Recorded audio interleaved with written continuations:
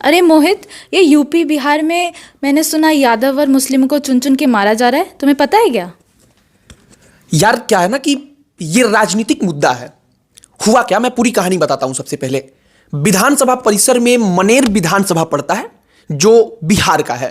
वहां पर भाई वीरेंद्र जो आरजेडी के विधायक हैं वो खड़े होकर मीडिया में कहते हैं कि जाति विशेष और धर्म विशेष को चिन्हित करके कार्रवाई हो रही है। ये बिहार के कॉन्टेक्स्ट में वो बोलते हैं, लेकिन जैसे ही सोशल मीडिया पर इस पर बहस शुरू होती है तो उसमें उत्तर प्रदेश भी आ जाता है। मंगेश यादव, उत्तर प्रदेश में कई सारे ऐसे मामले हुए जहां पर सीधे तौर पर उत्तर प्रदेश की सरकार पर यह आरोप लगा कि उत्तर प्रदेश की सरकार भी जाति देखकर एनकाउंटर कराती है।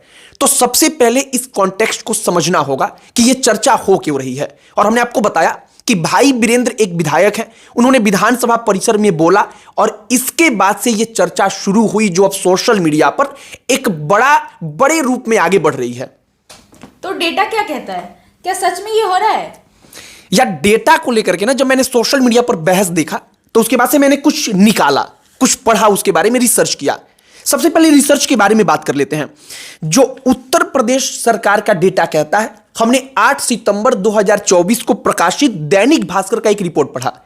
उस रिपोर्ट में जब आरोप लगा यूपी गवर्नमेंट पर कि केवल यादवों को टारगेट करके गोली मराया जा रहा है, मंगेश यादव का एक बड़ा प्रसिद्ध कांड हुआ था।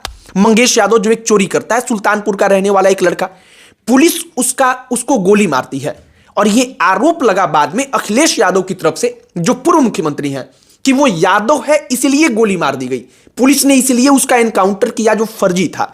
अब इसके बाद से हमने डेटा पढ़ा, यूपी के कॉन्टेक्स्ट का मैं बता रहा हूं। उत्तर प्रदेश में दैनिक भास्कर अपनी उसी रिपोर्ट में कहता है कि जो तमाम एनकाउंटर्स हुए उसमें 67 मुसलमान थे तो 140 के करीब हिंदू। यानी कि जो कहा गया कि धर्म को लेकर के चिन्हित करके धर्म विशेष को एनकाउंटर हो रहा है, उसके लिए हमने डेटा बताया कि मुसलमानों से बहुत ज्यादा हिंदुओं का एनकाउंटर हुआ। अब दूसरा, जो यादवों को कहा गया, इसमें भी आप समझिए सबसे ज्यादा किसी एक जाति विशेष को पुलिस ने गोली मारा तो वो ब्राह्मण थे, 20 ब्राह्मणों को। इसके बाद से ठाकुर राजपूत, जिनको बार बार यह कहा गया कि इनको बचाया जा रहा है, वो 18 नंबर के साथ दूसरे नंबर पर है। 18 ठाकुरों को, राजपूतों को, जो अपराधी हैं उनको गोली मारी गई। इसके बाद से जो यादव हैं वो 16 नंबर के साथ तीसरे स्थान पर हैं। यानी कि यादव, जो अखिलेश यादव ने कहा कि यादव टाइटल देकर एनकाउंटर हो रहा है, वो टॉप में है ही नहीं बल्कि वो टॉप 3 में है, मतलब कि तीसरे स्थान पर हैं। तो जब डेटा आप देखोगी तो ये कहानी, ये स्क्रिप्ट, जो एक नैरेटिव तैयार हुआ कि यादव है इसलिए ही एनकाउंटर सिर्फ हो रहा है केवल यादवों का, वो यहां पर फेल हो जाता है। अब आते हैं बिहार के कॉन्टेक्स्ट पर। एक बात आप समझिए, सम्राट चौधरी इस वक्त पर वहां के होम मिनिस्टर हैं। जो पुलिस है, प्रशासन है, वो उनकी जिम्मेदारी है। सम्राट चौधरी कुशवाहा है, कोयरी जाति से ताल्लुक रखते हैं। अब यह पूरा का पूरा हंगामा मचा क्यों? एक सूर्या डॉन करके एक अपराधी होता है जिसके ऊपर 25,000 रुपए का इनाम होता है। उस अपराधी को गोली मारी जाती है, उस अपराधी का एनकाउंटर होता है और इसके बाद से यह बहस खड़ी हो जाती है कि बिहार में जाति विशेष के लोगों को टारगेट करके, चिन्हित करके गोली मारी जा रही है।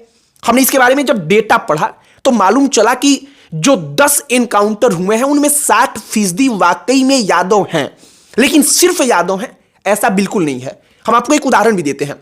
सम्राट चौधरी कुशवाहा है और प्रिंस नाम के एक अपराधी को गोली मार दी जाती है। वैशाली में पुलिस एनकाउंटर करती है, उसको मारती है। प्रिंस दुनिया छोड़कर जा चुका है। वो प्रिंस उसी जाति से ताल्लुक रखता है जिस जाति से सम्राट चौधरी, जो गृह मंत्री है बिहार के।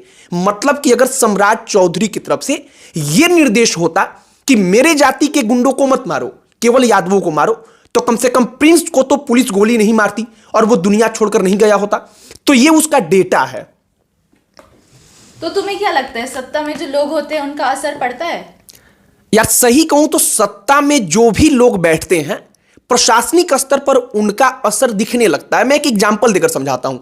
जैसे मान लीजिए कि अखिलेश यादव अगर उत्तर प्रदेश के मुख्यमंत्री हुआ करते थे या कभी भविष्य में होंगे, तब भी ये जो पूरा का पूरा सीन है ना, वो रिक्रिएट होगा। होता क्या है कि किसी थाने के थानाध्यक्ष, जब अखिलेश यादव मुख्यमंत्री हैं तो उनमें अधिकांश यादव बनेंगे। इस वक्त पर बीजेपी है तो अगड़ी जातियों के बनेंगे। और यह आरोप भी लगता रहा है योगी आदित्यनाथ पर कि इस वक्त पर अधिकांश ठाकुर हैं, राजपूत हैं, क्योंकि योगी आदित्यनाथ का असर है। तो सत्ता में जो लोग बैठते हैं, यह नहीं कहा जा सकता कि प्रशासनिक स्तर पर उसका असर होता ही नहीं है, लेकिन यह कह देना कि केवल मुसलमानों को पुलिस गोली मार रही है, केवल यादवों को मार रही है, चुन चुन करके मार रही है, यह गलत होगा। क्योंकि डेटा तो कम से कम ऐसा नहीं कहता। सिर्फ और सिर्फ जो एक बयान आता है किसी विधायक का, उस बयान के बाद से जो चर्चाएं सोशल मीडिया पर चलती हैं, उसके आधार पर यह एक नैरेटिव गढ़ा जाता है। तो यह पूरी की पूरी कहानी जो उत्तर प्रदेश बिहार को लेकर के चल रही है। एक और किस्सा आपको हम याद दिलाते हैं। विकास दुबे, आप लोगों को याद होगा, विकास दुबे को जब पुलिस ने गोली मारा, विकास दुबे दुनिया छोड़कर चला गया।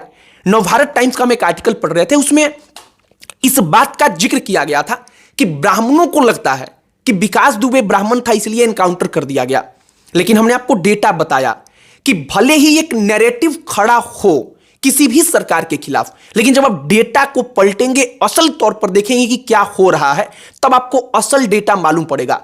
और असल डेटा यह कहता है कि यूपी में सितंबर 2024 का हमने आपको रिपोर्ट बताया जिसमें दैनिक भास्कर की रिपोर्ट में कहा गया कि अगर 20 ब्राह्मणों का एनकाउंटर हुआ है तो 18 उसमें ठाकुर यानी कि राजपूत भी थे।